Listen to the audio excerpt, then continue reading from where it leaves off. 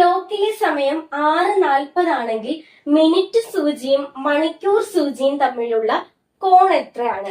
Minute സൂചിയും മണിക്കൂർ സൂചിയും തമ്മിലുള്ള കോണളവ് കണ്ടുപിടിക്കാൻ ഒരു ഇക്വേഷൻ ഉണ്ട്.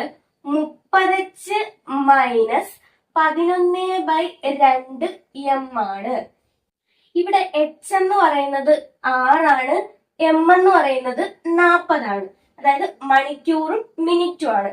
അപ്പൊ 30 into h 6 minus 11/2 into minute 40.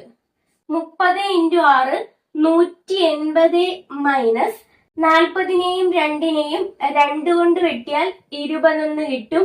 20 into 11 220 കിട്ടും. 180 മൈനസ് 220 മൈനസ് 40 കിട്ടും. ഇവിടെ കോണാണ് ചോദിച്ചേക്കുന്നത്.